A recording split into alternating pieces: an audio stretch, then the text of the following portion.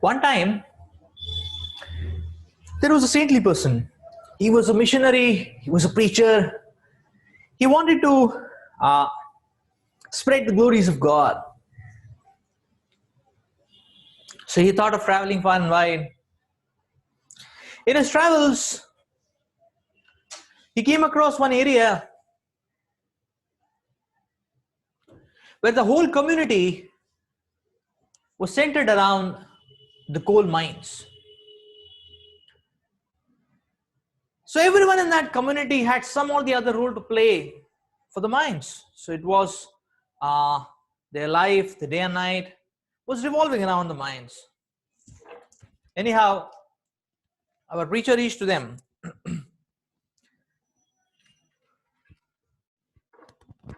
So he asked that all of them, there can be a gathering for all of them.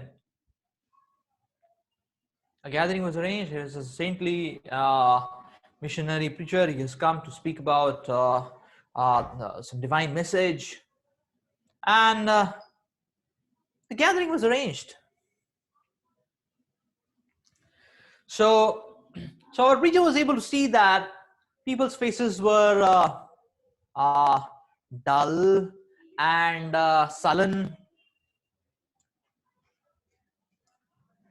And he started speaking about God. But then he saw that people were not much interested. And so he started preaching more strongly and aggressively, more enthusiastically, but not that much effect. He was trying to tell people that, you see, you need God in your lives. But people were not looking convinced. They were feeling, no, we don't need much. I mean, at least we don't need God in our lives, at least. But then he was trying to give reasons, but it was not having much effect. And then he was not able to control himself. I mean, he was getting more and more despondent, because here he was trying to speak to them, but it was as if it was a rain on rocks and mountains. I mean, there was not much effect. It was a whole rain of energy it was appearing to be. So anyhow, that despondency increased the wrath of the preacher, and then he was a bit agitated and a bit angry because of this despondency. And then he was preaching, and then he was telling everyone that, you see, everyone has to surrender to God. Do you get it? Everyone. God. And people were saying, no, that was the kind of response. So he started saying, you see, the point is, if you don't surrender to God, if you don't pray to God, you are going to go to hell.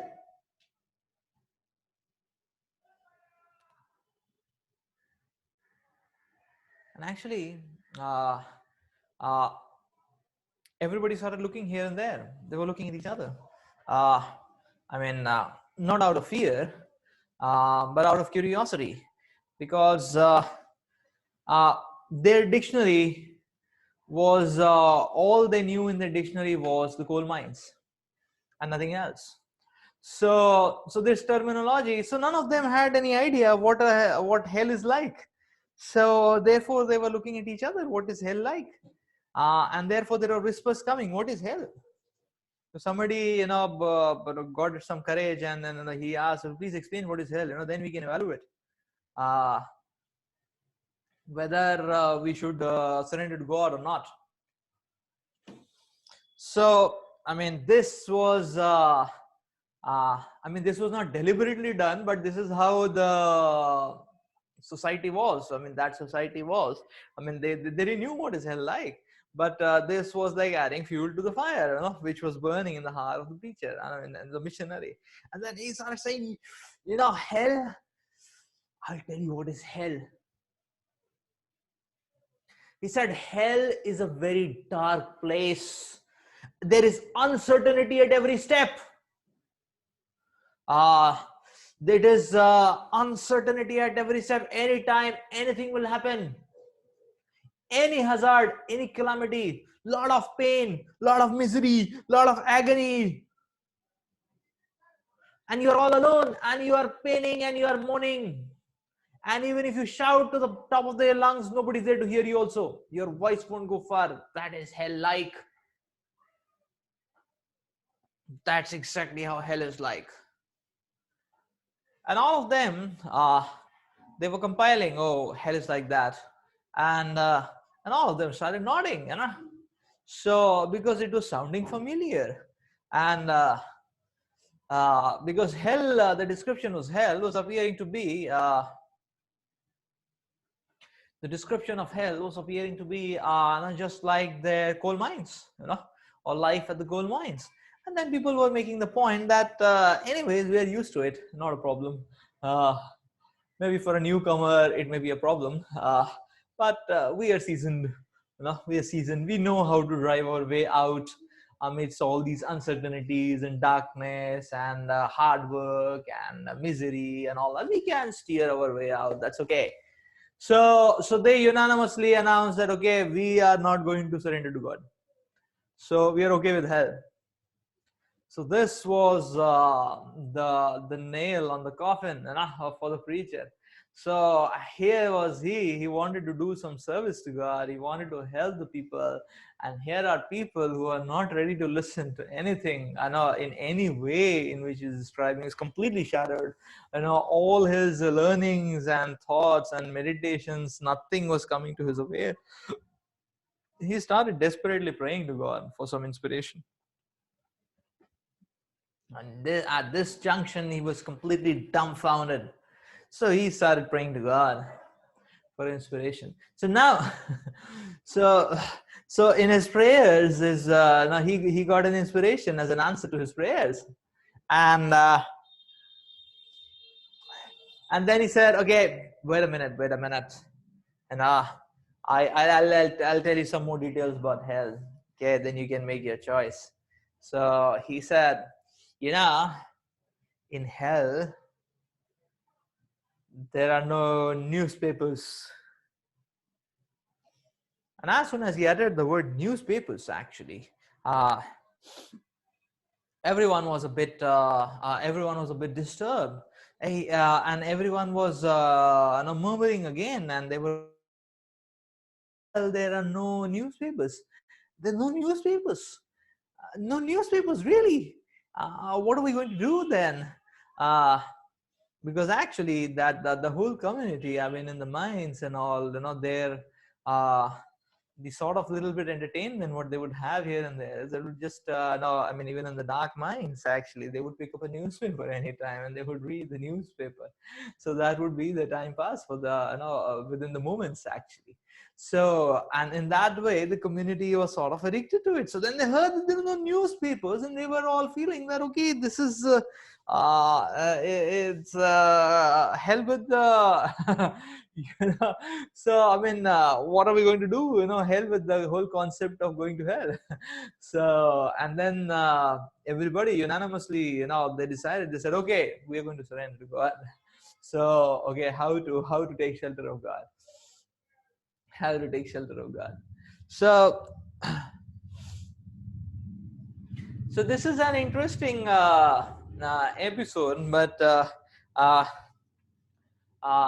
and in an interesting manner, actually, it brings about some very important principles which we should take care of, or very important principles about life, actually. So, so here we see an episode of an audience and okay, a preacher who had some sincerity to help out the people to speak about the message of God. So So now we were seeing in this entire exercise, we were seeing a lot of episodes actually. Now it's not no, so multiple aspects. One aspect is that no, it's not that uh, uh, people are uh, it's not that people are outright uh, demoniac or atheistic. It's just that people need help to be able to relate the message of God in their lives, to be able to compile that message, to be able to basically to get that message in a compiled format, that it can be easily installed in their systems, it can be easily set up into their systems, into their lives. So that's what people need actually. Therefore, and therefore it requires depth of maturity and realization, as well as advancement in or solid footing on spiritual grounds, as well as experience, and a sincere practitioner of spirituality, as well as a great heart to help people on the part of a missionary or preacher, actually, to help people relate with the message of God, to help people relate with the message of the God. So therefore, uh, this marks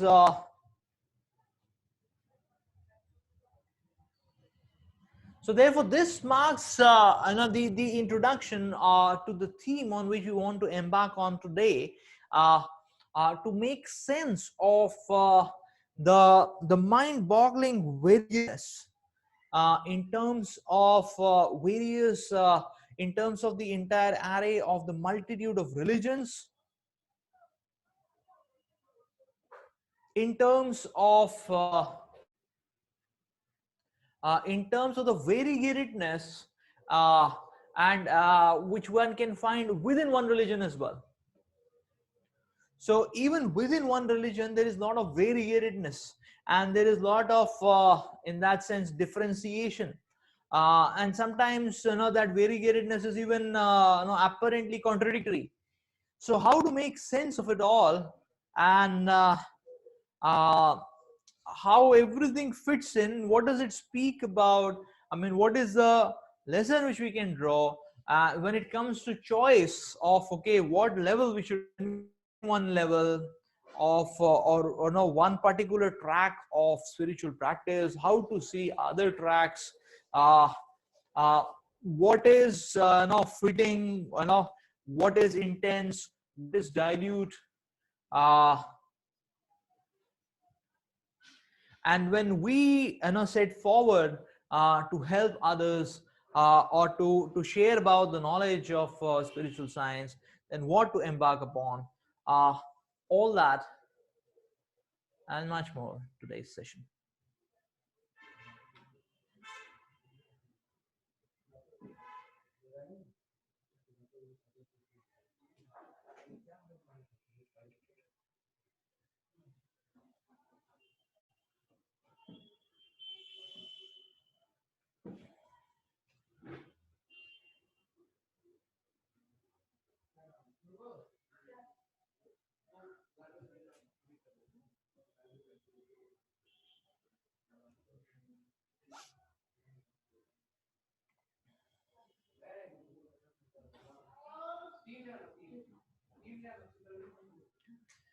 So the first point to note is that God is one.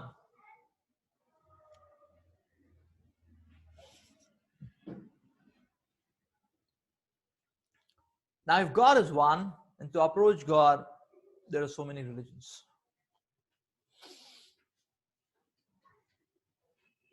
Why so many religions?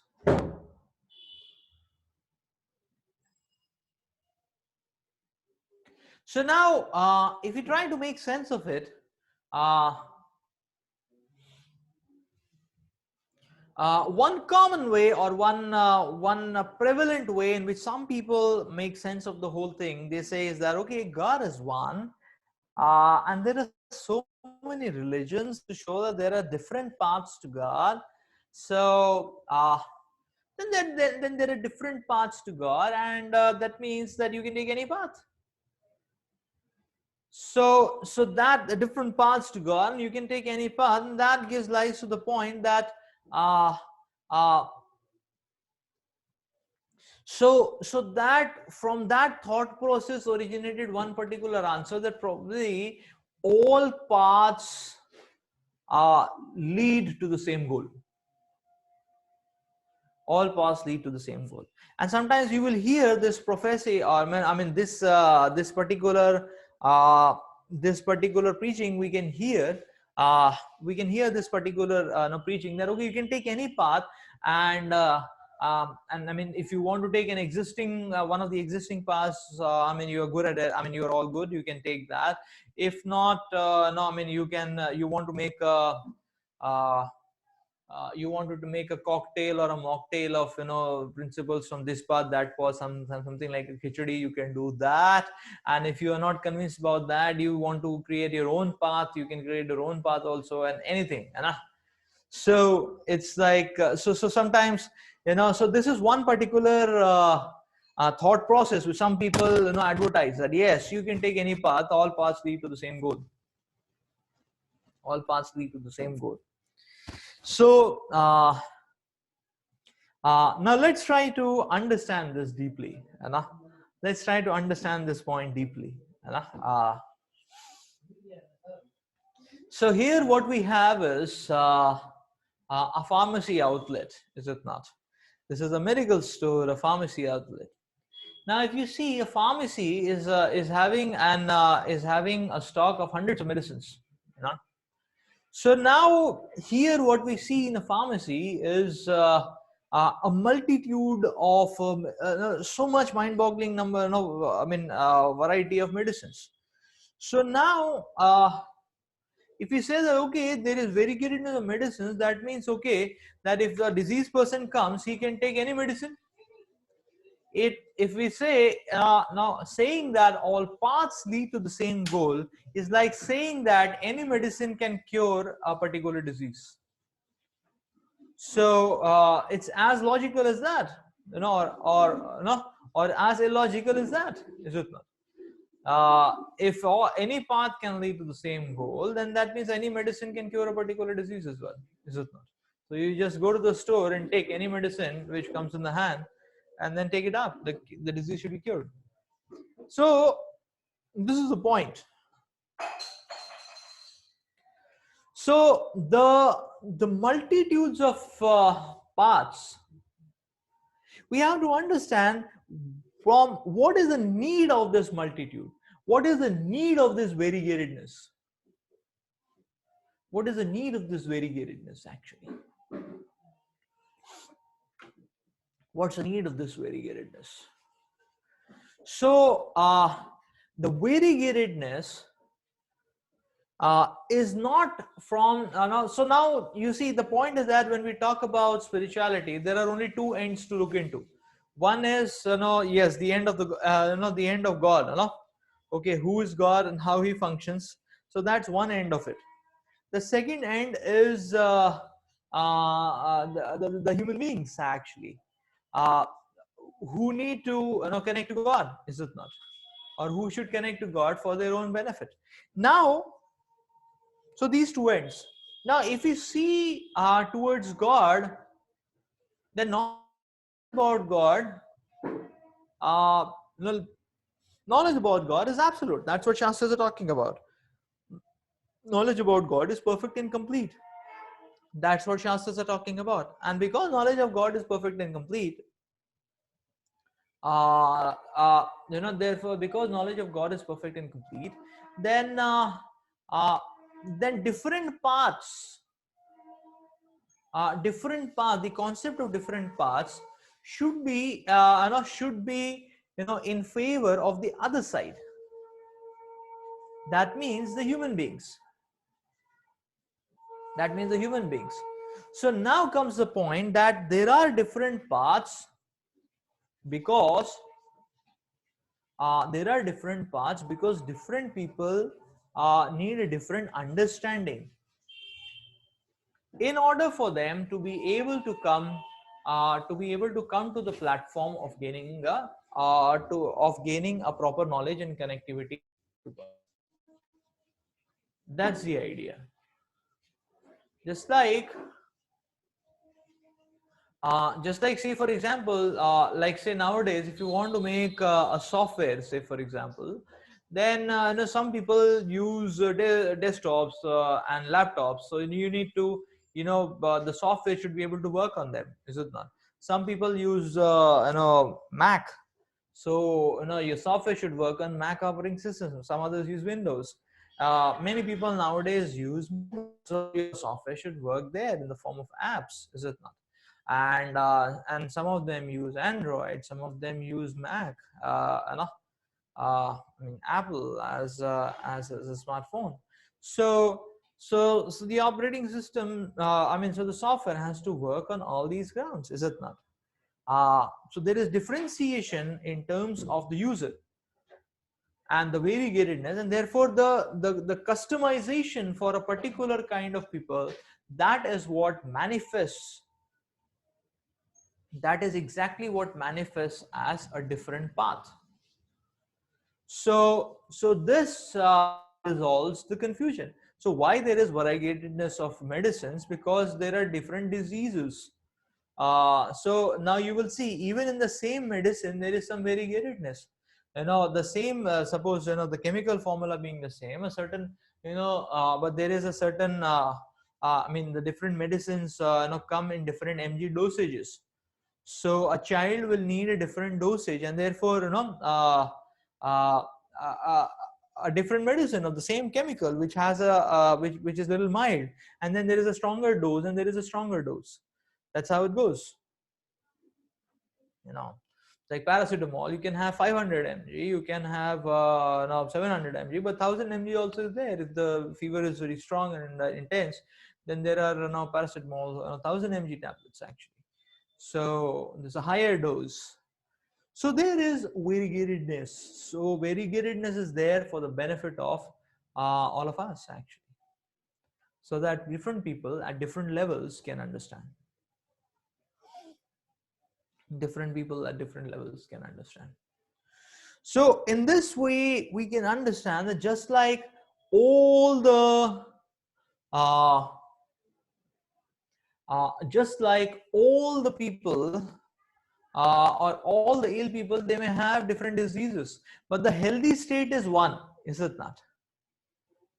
So because they are having a particular disease, that disease has to be cured with different medicine, but when they are healthy, they come to the same level. So that's the point. So when we are spiritually awakened, then that state of love of God is one for everyone. It doesn't matter what religion, what path, like that. But it doesn't matter what religion, what path actually. Now this is one aspect of the understanding. The second aspect of understanding is that now, yeah, there is a second aspect to this understanding also. Uh, okay, here it is being talked about that now here we are talking about destinations. So the example is given just like flights. Now if you say all paths lead to the same goal, if you apply the same logic on the airport, then you will say okay, all flights reach to the same destination. So that means you can go to any terminal, whatever flight is there, you can just sit on it and then you will reach, is it not? So now the point is, yes, all flights do not reach to the same destination. There is difference, is it not? So one has to be very specific. If one is taking a flight to Singapore, that means a flight to Singapore. It cannot be uh, it cannot be anything. It is very specific. One has to be clear about the destination, is it not? So in that sense, we can understand that actually a path is basically a cure for a certain kind of mindset, and a path may lead to different milestones on the roadway to Godhead.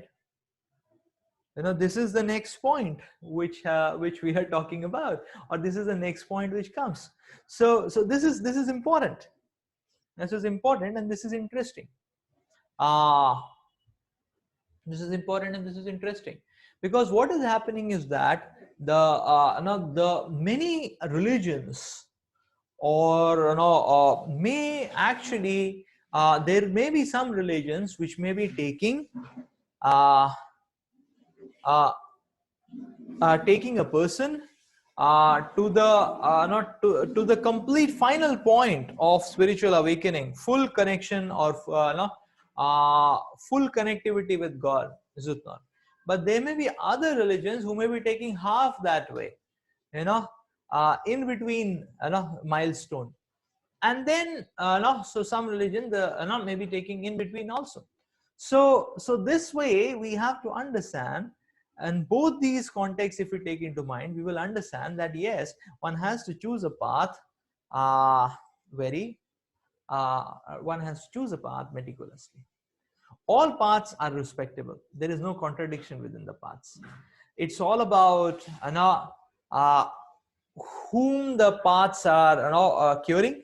I mean, what kind of a disease patient they are curing, and secondly, to what grade, I mean, to what level they are taking. What level they are taking. Now we may say, why is this level aspect coming in picture? This level aspect is coming in picture because some people may not want to go straight back to Godhead on the first note. They may want to go a little bit, and maybe just be there for a life, then maybe next life go a little more, and things like that. So so now we can understand God is so kind.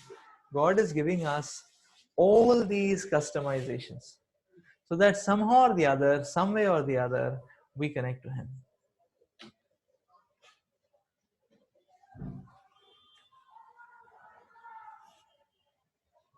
Yeah. Okay. So now uh,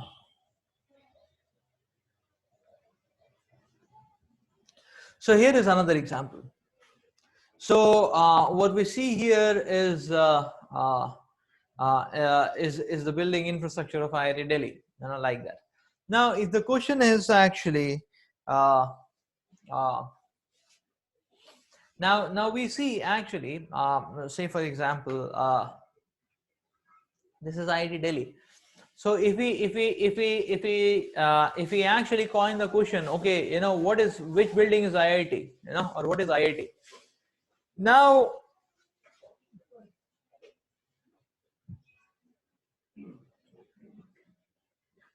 or what exactly is IIT? A very superficial answer can say that, okay, IIT means, only this building is called as IIT. That's one way of saying it. That, okay, IIT means this building. If you see this building, that is IIT, and no other building is IIT. Somebody else may say that, no, any building which is painted yellow, and which is 5-storied, that's called as IIT. And a third person will come and say, he'll say, no, you see, the point is, there is whatever be the building, IIT means, IIT stands for IIT stands for a set protocol of research focus, and high intense, high intense state of the art technology dissemination, or technology training module, and they have a protocol. There is a standard protocol for entry, and then they groom their successful entrants in a certain style, is it not? That is called as IIT. So we can, so now we are defining this, what is called as IIT in different ways. So yes, we can see the buildings may differ actually. So now different buildings are called as IIT. So you can extend this to So now here again is the point that our here again it is a point that, are all buildings the same? No, a superficial no again a superficial point of view may say, okay, any building where IIT is written, that is called as IIT, but then here also IIT is written, is it not? But this building is not called as IIT, is it not? So so this goes to show that now this same logic or analogy we can apply to religions. So basically, we can define religion in three ways. Any religion can be defined in three ways. One of the ways, and you can now as I'm explaining the concept, of the three ways of explaining about religions, you can relate it to, life. People talk about these three aspects in these three different ways. People talk about. So one approach to religion is exclusivistic approach. Exclusivistic approach. Exclusive means this way is the only way. So an exclusivistic definition of no particular religion will be that, okay, this way, this practice is the only practice, all others demoniac, whatever, only this way is the only way, and there is no other way. So that's like saying that, that's exactly like saying that, okay, only this building is called as IIT. There is no other building can be IIT, only this building is IIT. So this is exclusivistic way of defining religion. And we can see easily that is not true, is it not? That's not true. It's a wrong definition. The other approach of saying no, or speaking about religion is inclusivistic. Inclusivistic means that inclusivistic means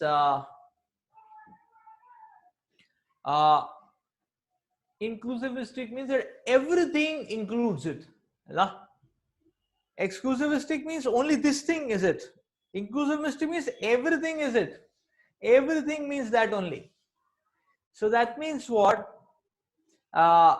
Anything you practice, that's religion. That is the inclusivistic understanding of what is called as religion. Anything is the so any practice, any path, that is spiritual path. So now if we map the same way of thinking to IITs, we will say that, okay, any building is called as IIT, is it not? Any building, this building also IIT, this building also IIT, this building also IIT, and this building also IIT. So any building IIT. This is inclusivistic way. The third approach to the third definition or the third approach to defining it is pluralistic. Pluralistic means multiple buildings can be called as an IIT, but there is a set protocol and criteria what qualifies a particular building to be IIT, is it not? So just like what qualifies, there is a set protocol and criteria. So when it comes to religion, when it comes to God, the approach we have to take is pluralistic. That there is not just one path as the only path, but nobody can invent or concoct his own path. Nobody can concoct his own path, is it not? So just like on any building one cannot put IIT and that becomes IIT. No, that is not the point. The point is that there is a set criteria protocol which has to be adhered to, and then the building is conferred the status of an IIT. There is an examination criteria, is it not? Just like previously we had 6 IITs, now we have, I believe we have around 22 IITs, is it not? So previously we had only 6. Now this is the point. But there is a set criteria. Now based on which the government confers a protocol, on which the government confers a particular building to become IIT, or a particular setup to become, will be called as an IIT. So this is called as pluralistic approach to religion. And we will see in every aspect of spirituality, this pluralistic approach is there. This pluralistic approach is there. So therefore, nobody can say, I mean, if somebody says that, okay, only this path is the only path to God, that is not correct. But if somebody says that, okay, this is the path which I have invented, it's easy, that is also not correct, because there has to be a certain criteria which has to be satisfied. Similarly, we will see, the same logic can be applied to multiple aspects of spirituality. Like, say for example, uh, just like there are so many IITs, we can say in the same fashion, or in the same logic, we can say that there are so many incarnations of God. Like Lord Krishna comes as Lord Ramachandra, Matsya, Varaha, Narsimhadev. So there are so many incarnations of Lord. So these incarnations are like different IITs. It's like IIT Delhi, IIT Bombay, IIT Kharagpur. All are IITs. All are the supreme God. But we'll see. Every incarnation has its own flavor. Now he has his own mood. Similarly, every IIT has its own mood and flavor. Is it not? So certain IITs, the culture may be oriented towards a particular way. The other IIT it may be a different way. So in the same way, every incarnation has its own mood. This is pluralistic. But no human being can claim to be incarnation. That's why it's pluralistic. So if somebody says no, I am also God, so then that becomes improper, because so that's like putting any building, you put a label IIT and becomes IIT. It's not like that. It's pluralistic. Pluralistic means, now Shastras give the matrix of who is an incarnation. And he has to be mentioned in the scriptures. Every incarnation of God is mentioned in the scriptures. And his activities are mentioned. His mood, mission, everything is mentioned.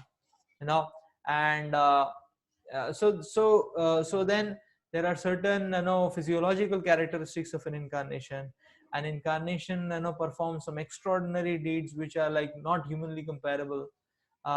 So there are these set criterions by which we can uh, understand who is an incarnation of God. So now the same thing is true about saintly people. Who is an acharya, who is a saint. So not somebody who wears an orange dress, not somebody who claims himself to be one. But then there is an objective criteria, is it not? That way, just like nobody can claim himself to be a doctor on his own, like that. So but then the many people, anybody can become doctor, but then there is a protocol. You have to go through MBBS, you have to go through then internship. After internship you do MD. After MD again you do now you do fellowships, or you do or you do DM, and then you can be called as a doctor. So after that much of evaluation and training, then one gets that license and degree and so on. So there is a set protocol criteria, and one fulfills that criteria, then many people can be like that. So in that same way, there are many religions.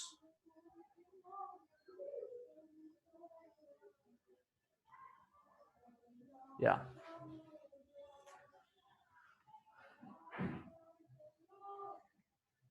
So yes, so here we come to the point that yes, religion is presented according to the ability of the audience to digest the truth. For the spiritually advanced, the message is given in an undiluted, pure form. And for those who are less evolved morally and spiritually, the message is suitably modified to help the less evolved make progress in a gradual but in a sure short fashion.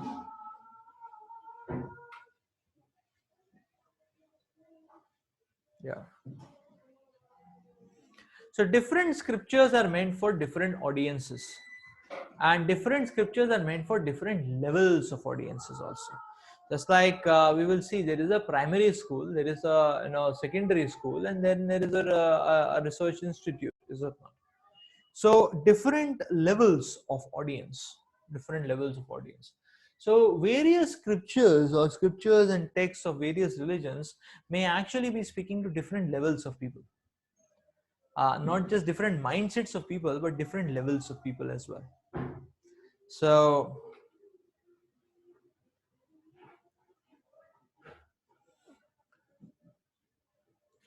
like say for example, the now say for example, now the one of the teachings in scriptures is thou shall not kill. Now the simple point to consider is that, okay, what kind of people are to be told that you should not kill? No? What kind of people are to be told that you should not kill? Is it not? So that's where so that's where, when the first set of teachings were imparted, the people to whom these teachings the teachings were imparted, you know uh, uh, the people to whom these teachings were imparted, they were a sect of that kind, so they had to be given some basic moral principles actually, and that's what got encoded in the form of religion. So so that's one level of teachings, actually. And then actually, to one who is uh, a little more involved, he may not have to be taught, who is a little more evolved, he may not have to be taught,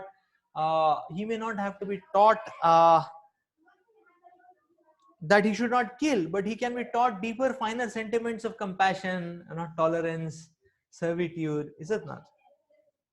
So this is the point. Now we are not.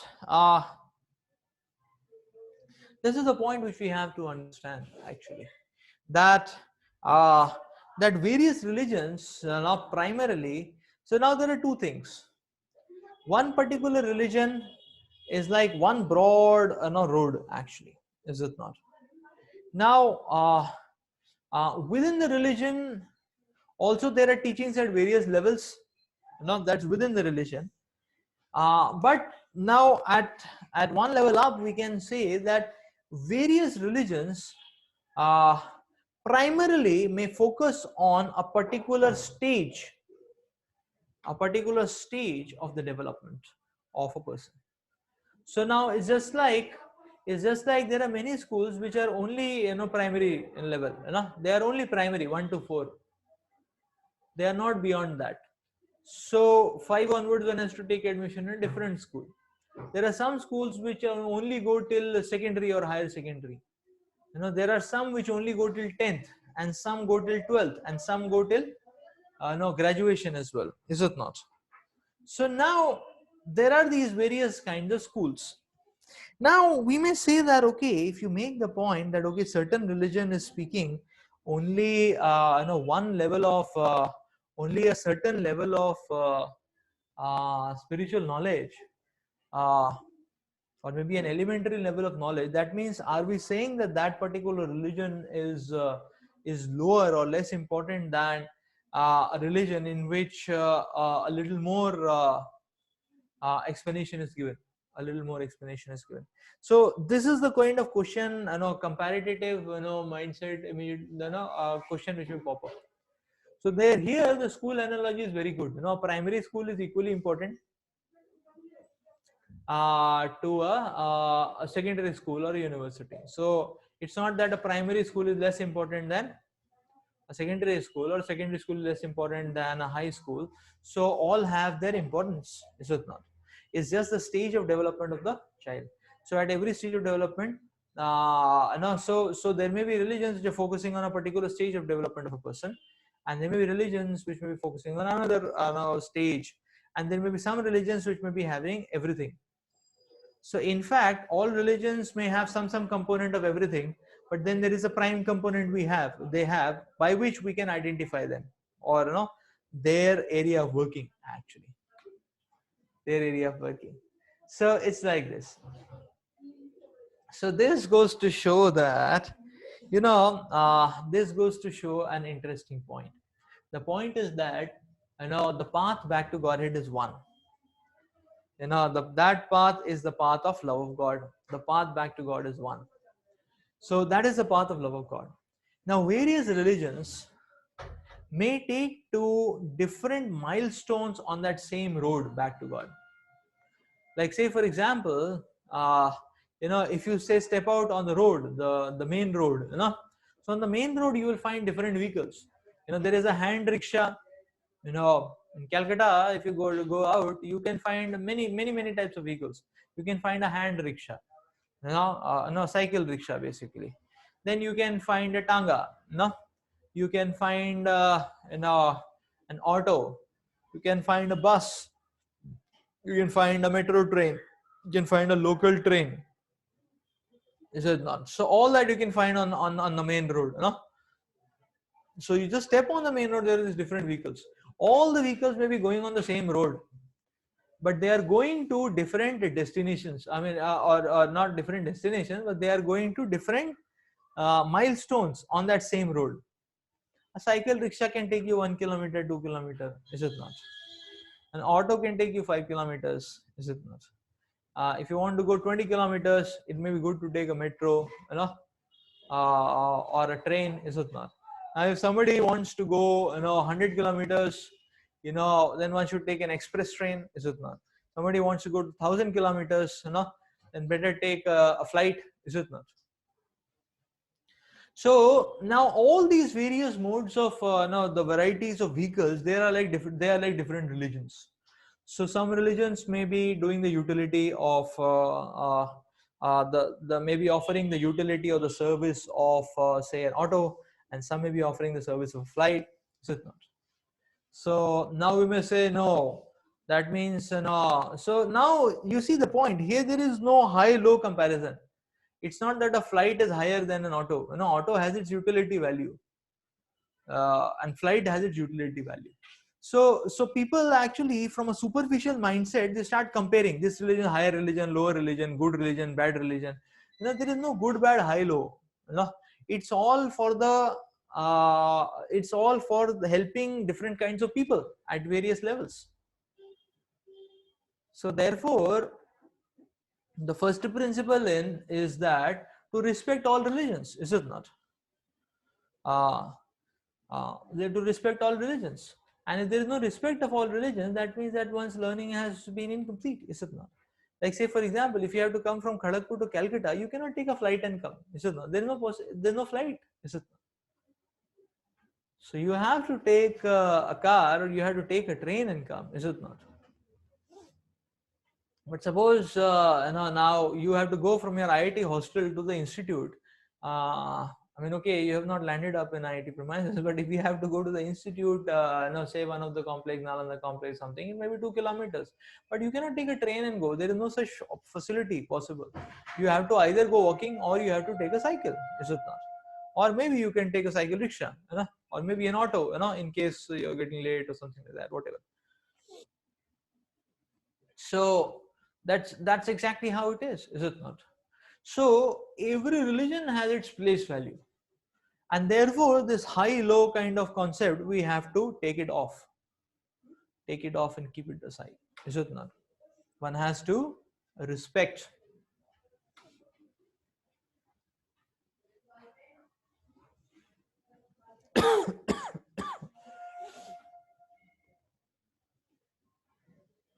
So now, okay, before we go to the essential principles, we can speak about one more point. So or maybe let's take that point a little later. Yeah. So now we come to the next important aspect. Different religions may be speaking different details, different levels of details, different concepts. But you can see, if we do an in-depth analysis, an in-depth exploration of the various religions, we can find that the essential principles in all the religions is the same. The essential principles of all the religions is the same. So, and this is where we talk about a pluralistic approach.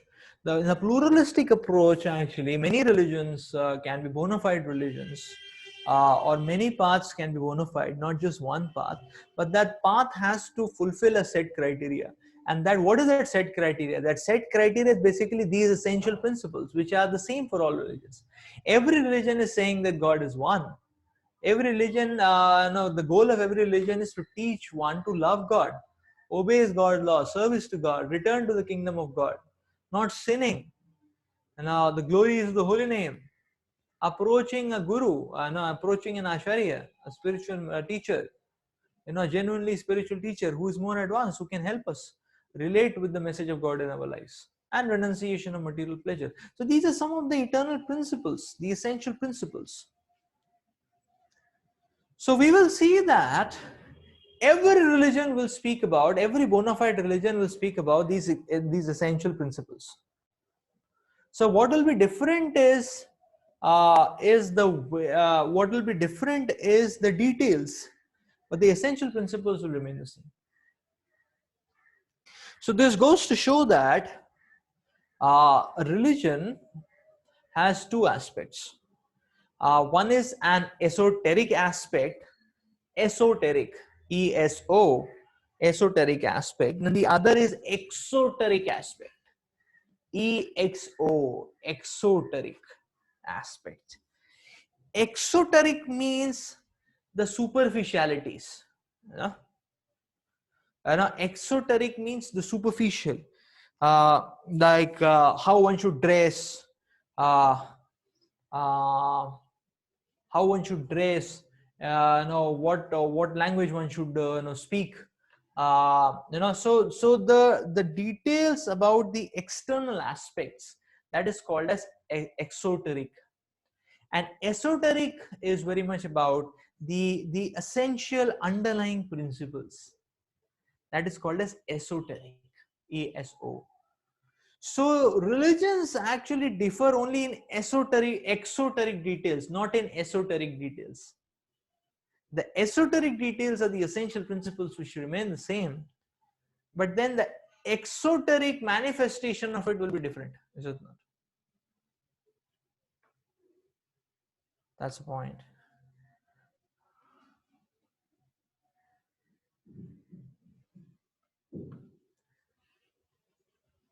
Okay, is the video coming or paused?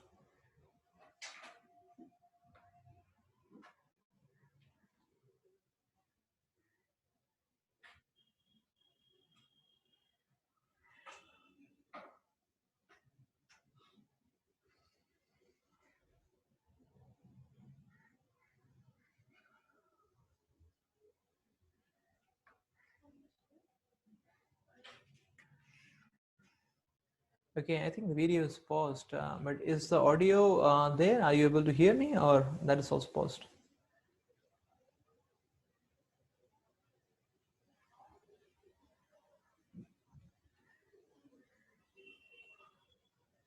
Are you able to hear me? Okay, the video is completely paused. Here it is there.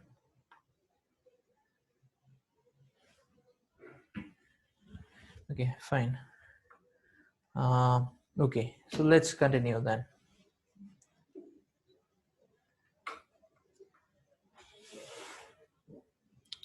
Yeah. Sorry.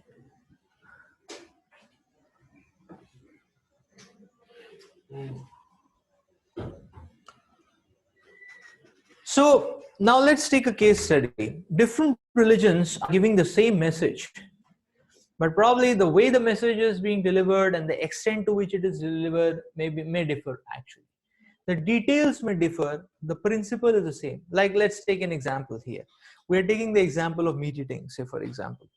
All religions are speaking about, all religions speak about giving up meat eating. Now one thing is to, so now the, totally giving up is one level of it.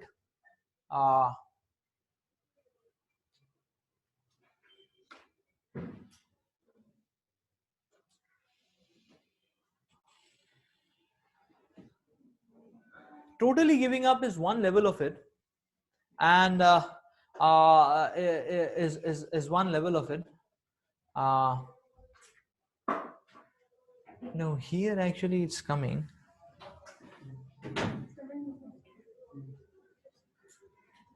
Okay, now it's completely gone.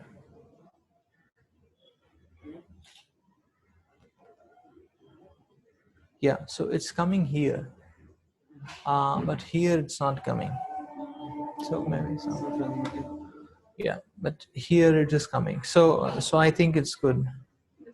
I mean, things are working. Okay.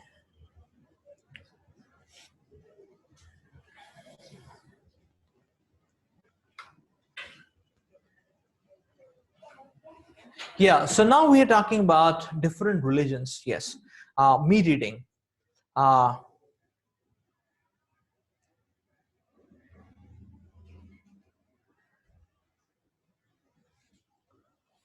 Now we are talking about meat eating. Every religion is trying to curb meat eating in some way or the other. So the best is if people can give it up totally. But now, the audience, much of the audience will not be ready to give it up completely. Therefore, we can see every religion imposes some or the other limitation or inhibition. Uh, it imposes some or the other inhibition, like in Islam, say for example, they say that okay, in Islam the norms of meat eating, what are the norms of meat eating? They say okay, that one should not eat lower animals like a pig or something like that. And then there are restrictions. They say okay, that whenever meat should be offered in sacrifice. So they say that okay, when one gets meat, I mean, it should be 7-8 parts of it should be offered in charity. That's what is the norm. Then that meat is called a sanctified meat, the 1/8 which is remaining, and that is called as halal. So it's a sanctified meat. 7/8 should be given in charity. Only 1/8 should be consumed. That's the principle in Quran. Nobody is following, that's another point, but if we talk about okay, what is the principle, in its pure form, that's what is given there. So that's yes, basically what it means. It means you should not eat, basically. And that's why okay, if at all you want to eat, then okay, you should follow limitations so that it's not indiscriminate. That's the point. Similarly, in Bible, there is this aspect about nowadays. The popular thing which they say is that okay, that one should not eat meat on a Friday. All other days we can eat. But if you trace it back to Old Testament, and you will see that the norm or the principle which is given to them was that don't eat meat on all the 6 days other than Friday. Okay, so basically the principle would have been don't eat meat at all, but then there would have been hue and cry, and therefore the principle which came up is that okay, one day you can, one day you can. And now with the ages, with the decades, like that principle has been diluted to saying that okay, one day you should not, other days you can. So so the whole point is the religions are talking about meat, of giving up meat eating actually. So yes, the message is the same. In Shrimad Bhagavatam, there will be this description. Shrimad Bhagavatam talks about that. Any sort of no, that's okay. It's maybe that this laptop has got disconnected. Nowhere it's getting transmitted. Or transmission is completely stopped. Video, audio, everything.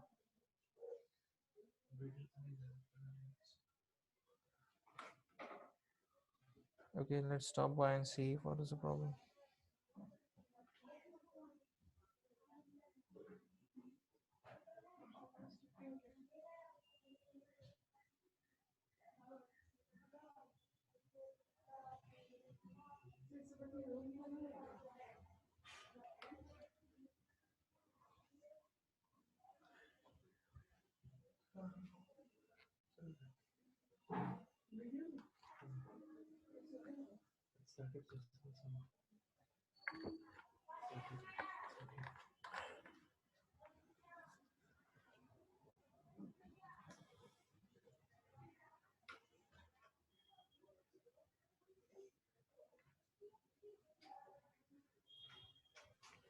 Okay, let's continue.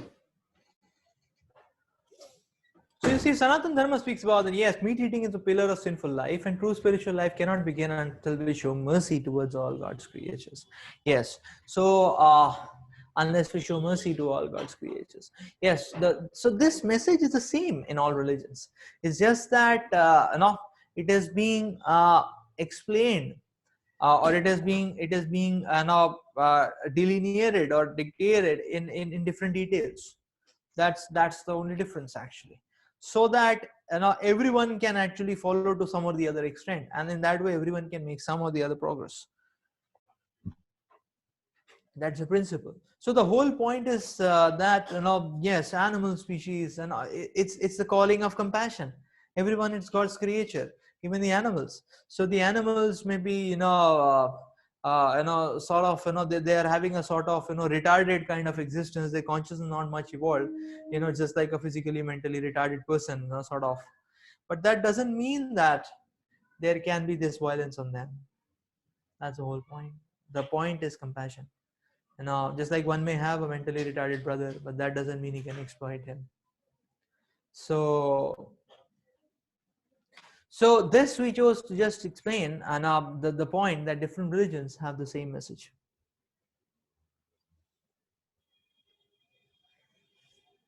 Yeah.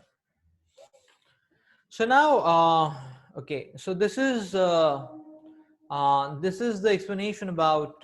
Okay. So this chart is depicting the history of various religions. That yes.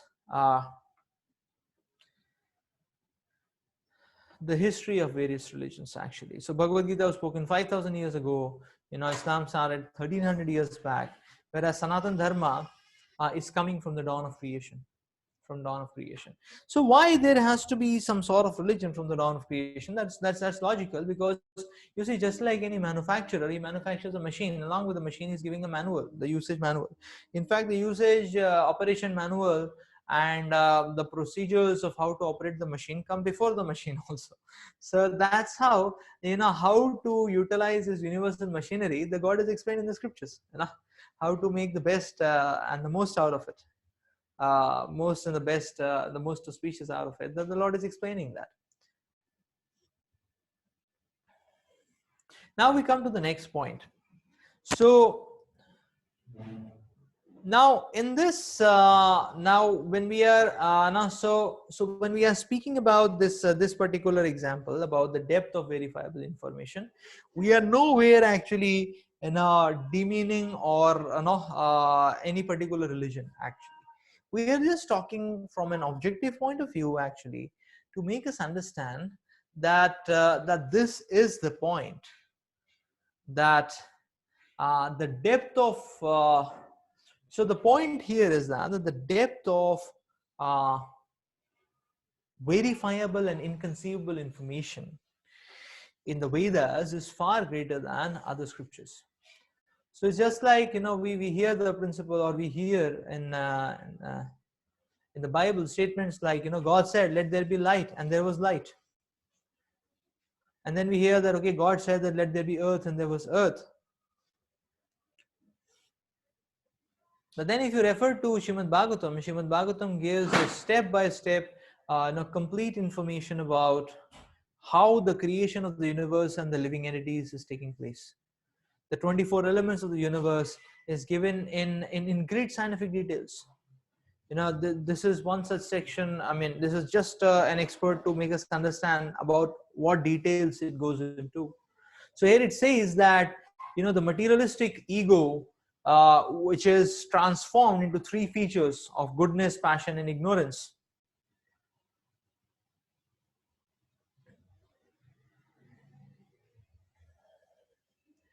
So there are these three divisions, and these are the powers which evolve matter. So matter evolves in by these three different powers. The knowledge of material creations, intelligence that guides these material activities, all of them evolve by these three powers and three different variegatedness of goodness, passion, ignorance. From the darkness of false ego, the first element comes, sky. Now it says that, okay, sky, from sky, the sound comes. So, ether, a disturbance in ether creates sound, is it not? But then a transformation of the sky then leads to the next element that is called as air. So the sky is transformed, the air is generated, so an air is associated with the quality of touch.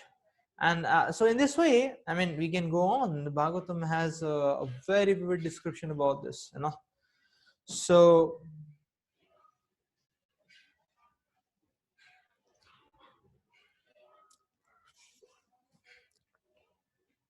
from sound, air is generated, is it not?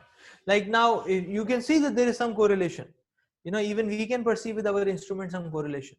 That you see when a sound is played actually, then that sound translates in terms of vibration, right? We know that technology, how to convert that, convert a sound, with the amplitude of wave into a vibration, into diaphragm vibration, is it not? So that's how the sound is exhibited, but the diaphragm vibration is also making some changes in the air, the medium, is it not? So there is correlation, is it not? There is correlation here. Now, and uh, yeah. So then there is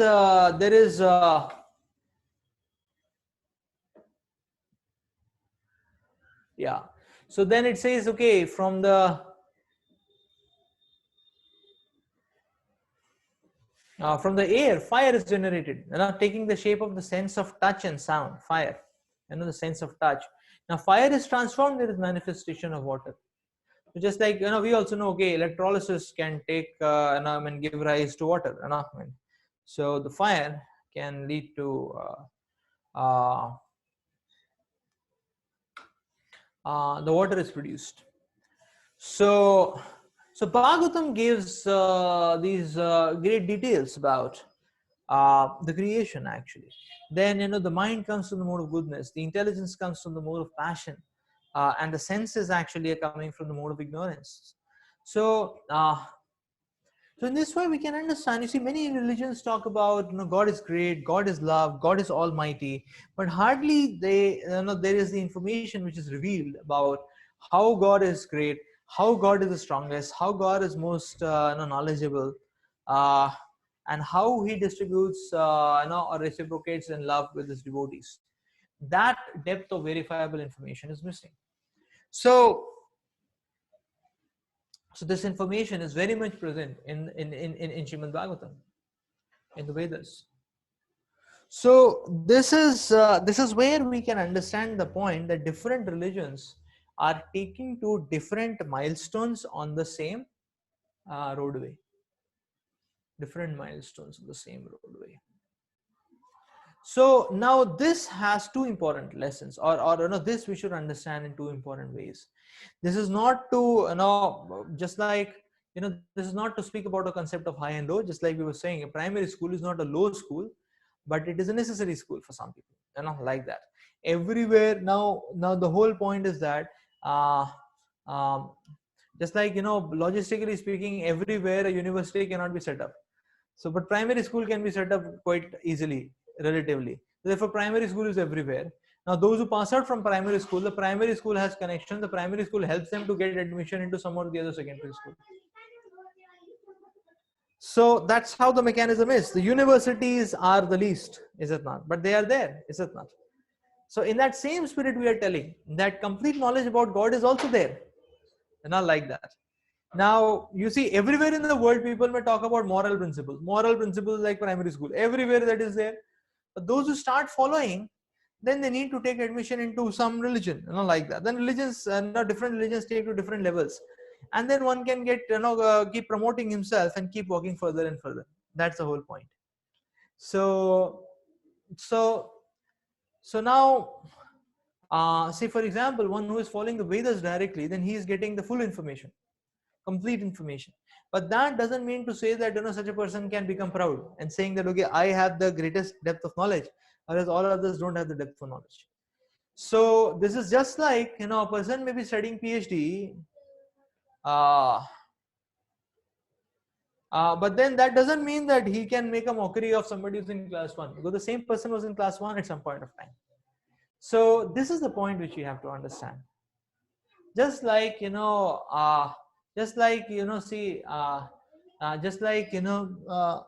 so every college or every school will make sure that after the students pass out, they get a help in getting fixed into the next level.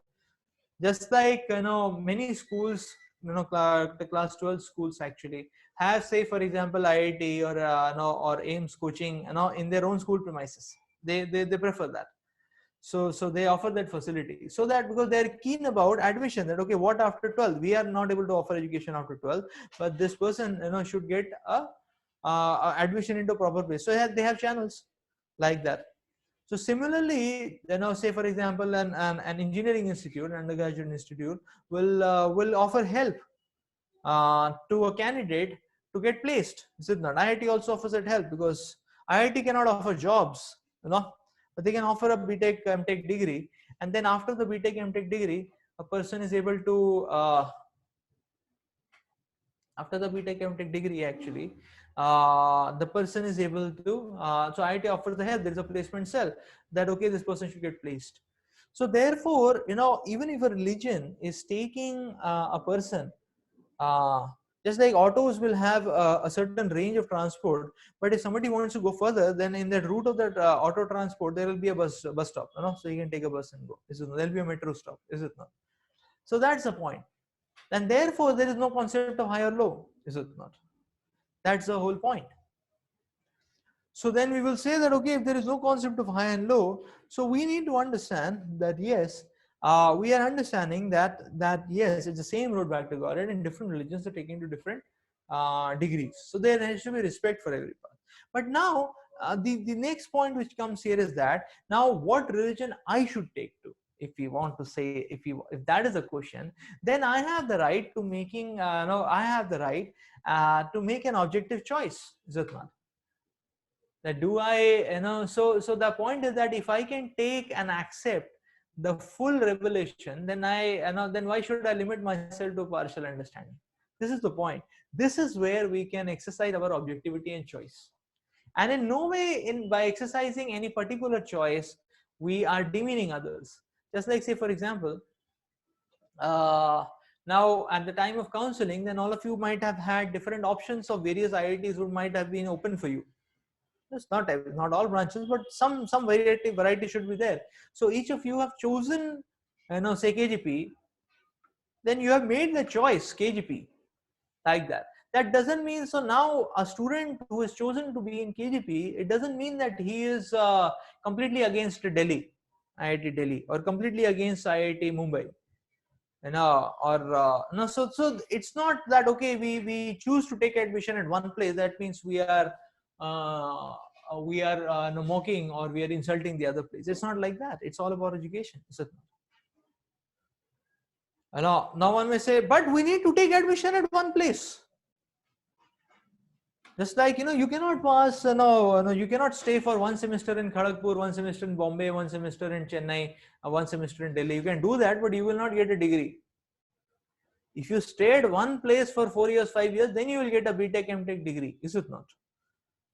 So this principle applies to religions also. We need to follow one, but we should be respectful to everyone else. I don't like that. So, and that's the point which we want to talk about.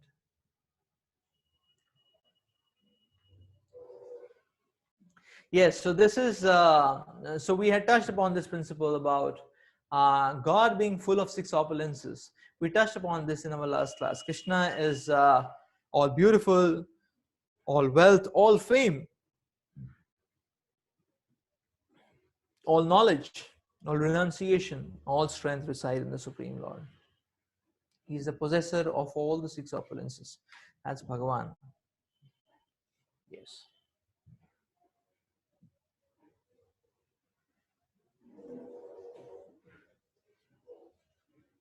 We did touch upon this aspect as well in our previous sessions. Now, this is just a reminder that yes, now Vedic India, so see, this slide basically is making the point that you see Vedic India was talking about connecting to God. That was the main goal.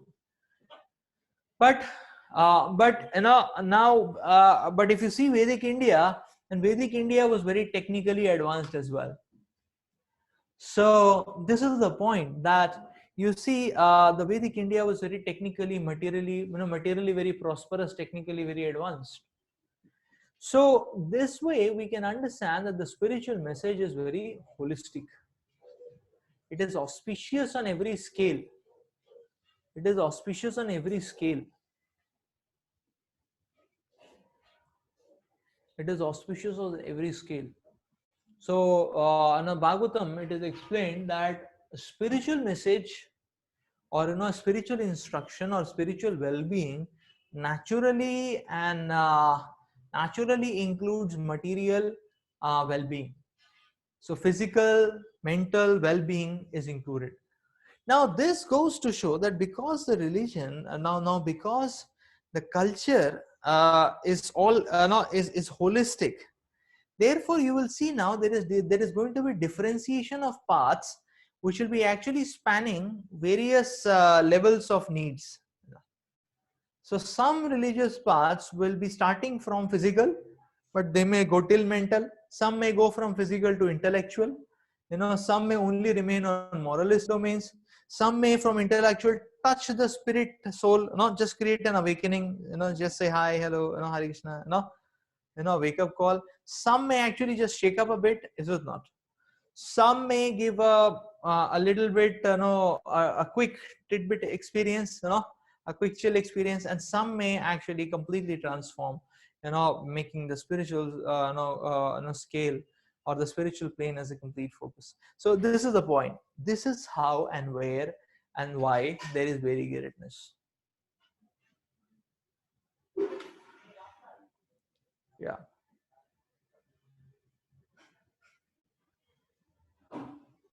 Yeah. So why do we worship Krishna the Supreme? We because Krishna, the name Krishna comes from the word Krishta, or that which attracts. That which attracts. Krishna, Akrishta, that which attracts. That is Krishna. So because Krishna is the apt description about God. God is all attractive, and He has all these all attractive features. That's why we worship Krishna as a supreme. Yeah. So now here is an interesting point.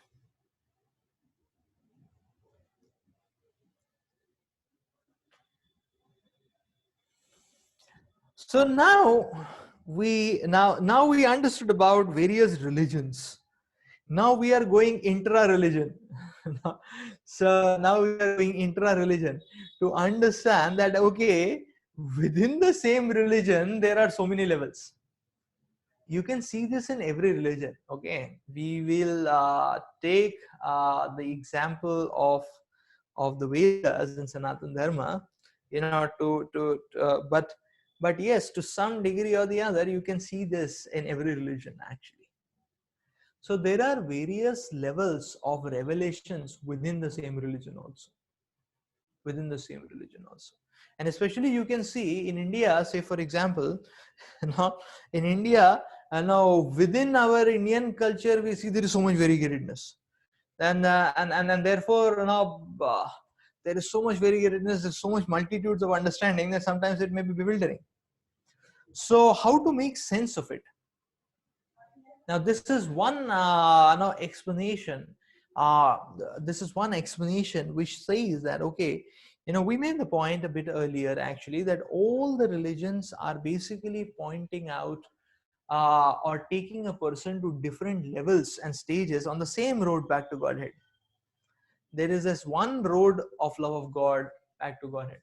All the religions are taking to various levels or milestones. So it's like a staircase, it's like a ladder. And step by step, one's consciousness can evolve to go to become more and more evolved, to become more and more intimate to God.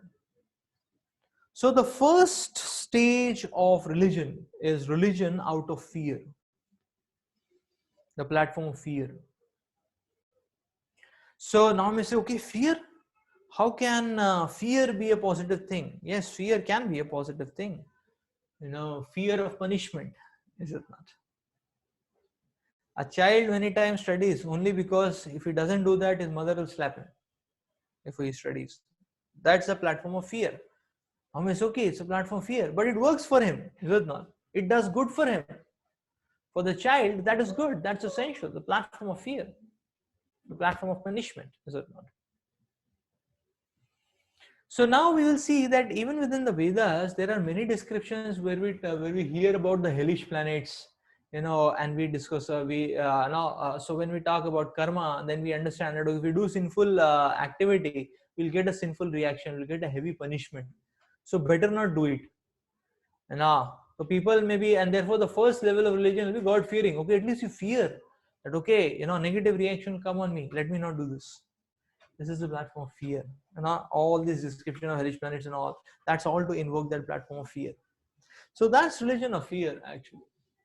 Now you will see principles which are being spoken, something like eternal damnation. The day of judgment will come, eternal damnation. So better be upright now only, because that day everything will be analyzed and tested, and judgment will be given. So that's the platform of fear, is it not? So fear is the starting point, is it not, of religion. But we can understand quite easily that that's not really, that's not complete. That's not perfect and complete. It may be essential for some, but then things can be a little more much better. So there are problems on the platform of fear. And one of the biggest problems is that, so fear means a person performing out of fear means that, the person has not taken it to his heart. But some or the other, he is,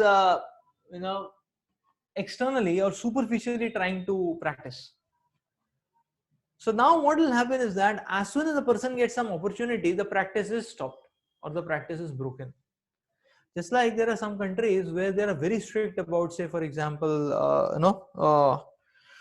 say for example, some practices like burqa system and all that. Now that's very strongly implemented some places. But then what happens? People go out, they don't follow that.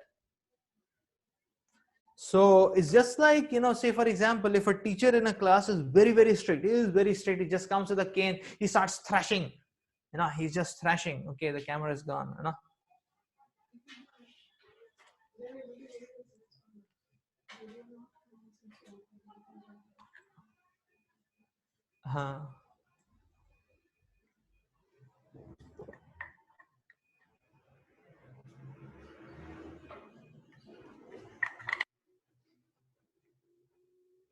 So we were giving the example of,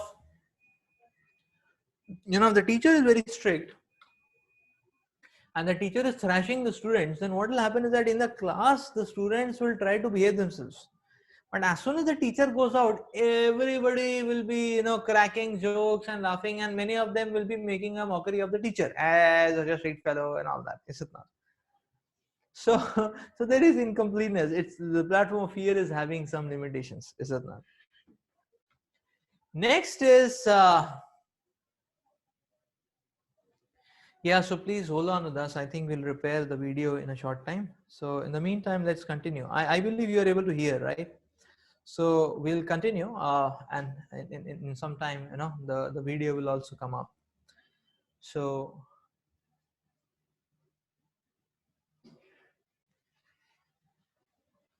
it's a camera saturation, I think. So the next point is the principle of desire. Now desire means that, desire means business basically. We want to do business deal with God. So so many people take to religion like that. That there are many people, they would offer every single day, they would offer some agarbatti to the Lord. But that agarbatti is not being offered. That agarbatti is not offered out of a feeling of love and service, but most likely it's when a person wants something. It's okay, I'm offering agarbatti to you today, you get me a good business, like that. And many times, people make a deal with God, that, oh God, I'm giving you 1 real, you give me 1 crore,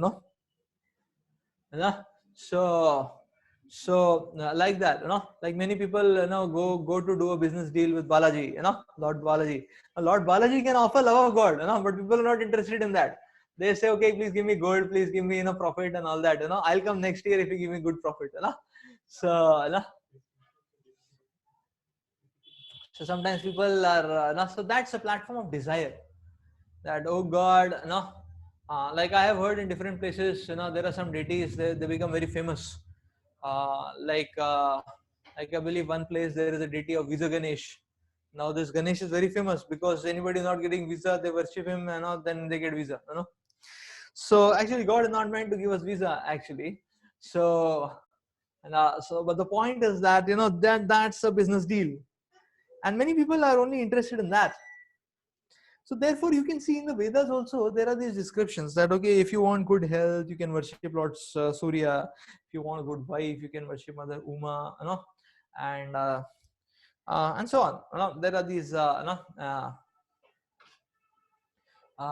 mean, if you want knowledge, you can worship Mother Saraswati, like that.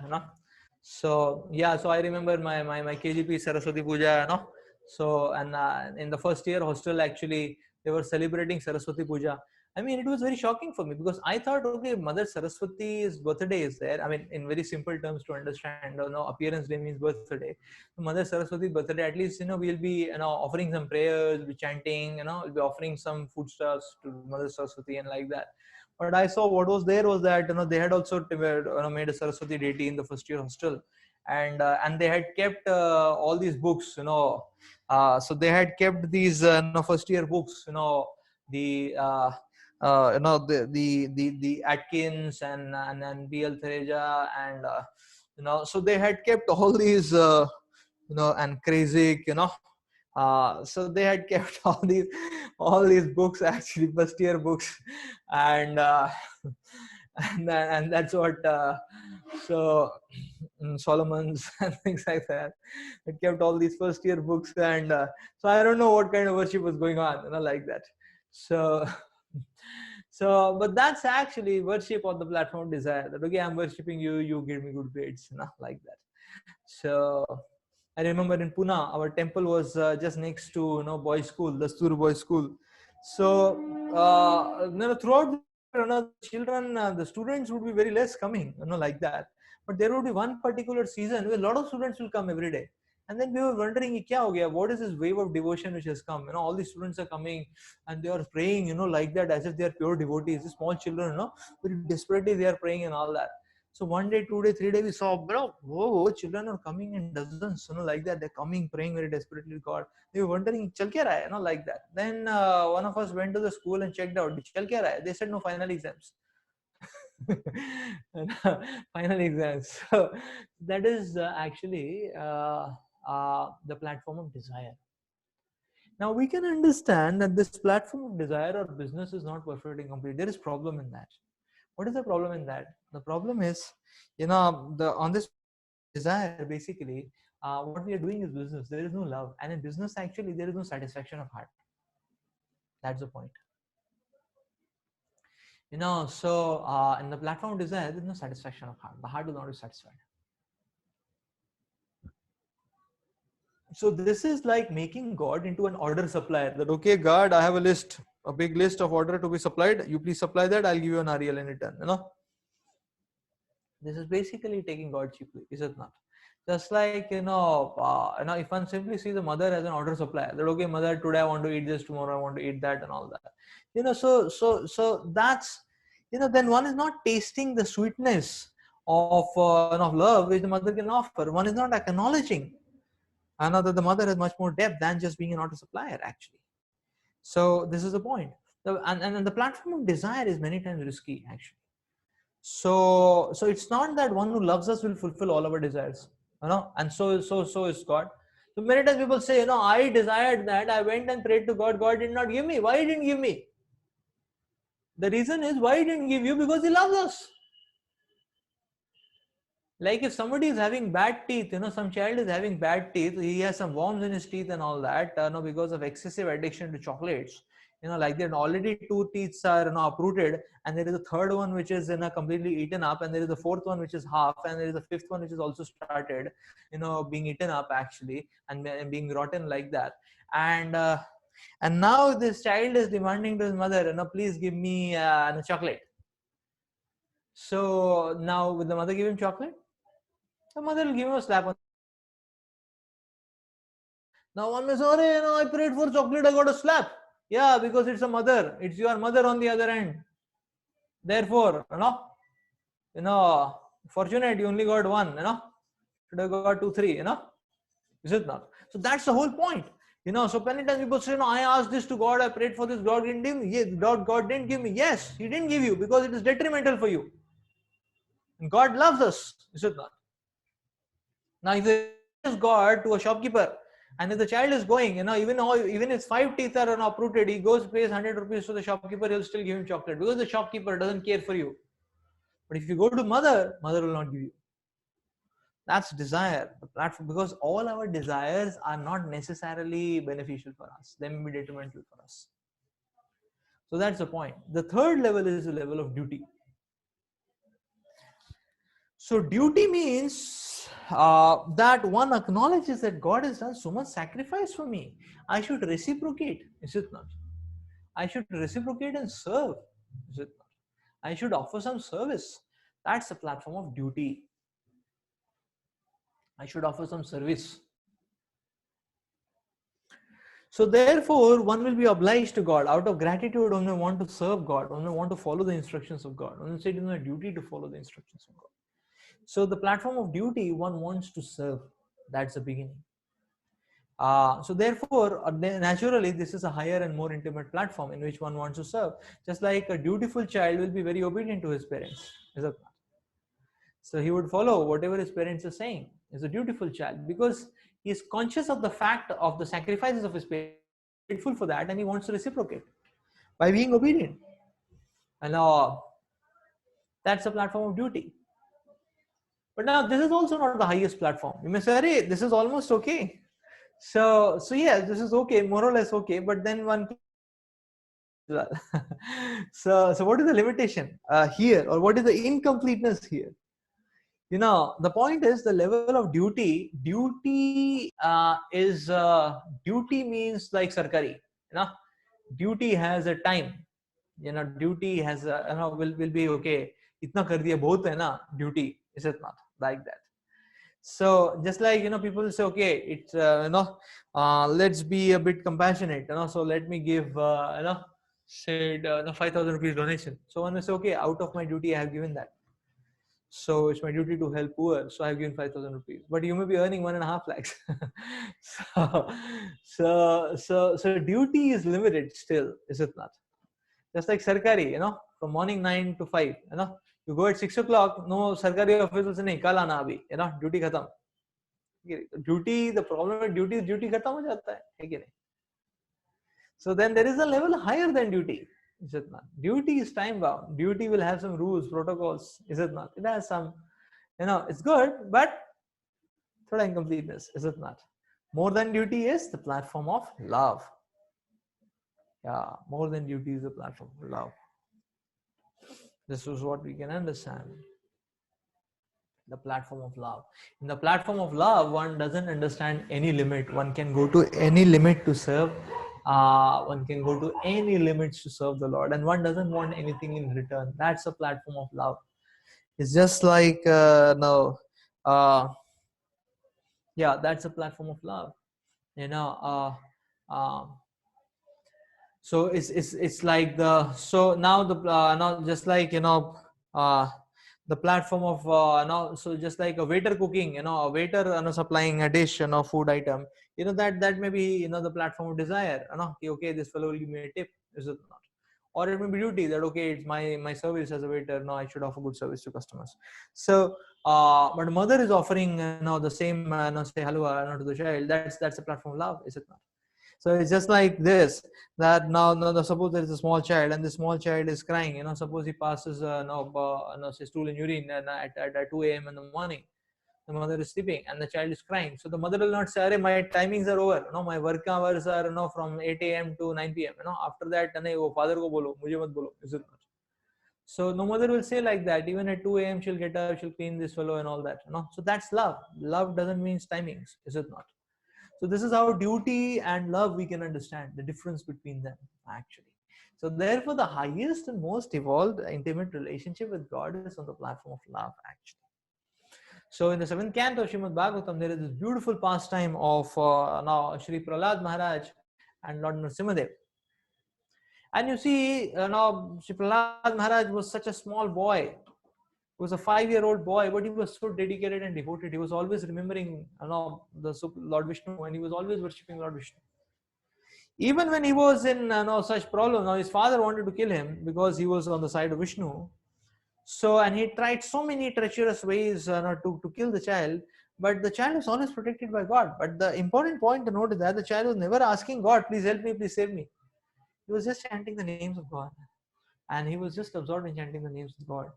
So that is how Prahlad Maharaj was. Such a beautiful, such an amazing, such a wonderful devotee, and such a cute little child actually.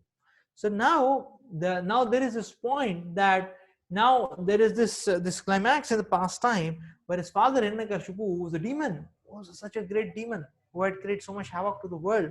Now he was challenging Prahlad Maharaj, where is God? Where is God? Is he in the pillar? Prahlad Maharaj said, yes, God is everywhere. Is he in the pillar? And he started hitting the pillar actually. And actually, Lord Narasimhadev came out from the pillar. Is it not? So Lord Narasimhadev basically, the Lord Narasimhadev killed Hiranyakashipu. And Prahlad Maharaj was offering wonderful prayers to Lord Narasimhadev. And Srila Prahlad Maharaj is bowing down. So it is explained actually in the past time that now Prahlad Maharaj went forward to offer prayers to the Lord. The Lord was very angry actually. And then Prahlad Maharaj was sent for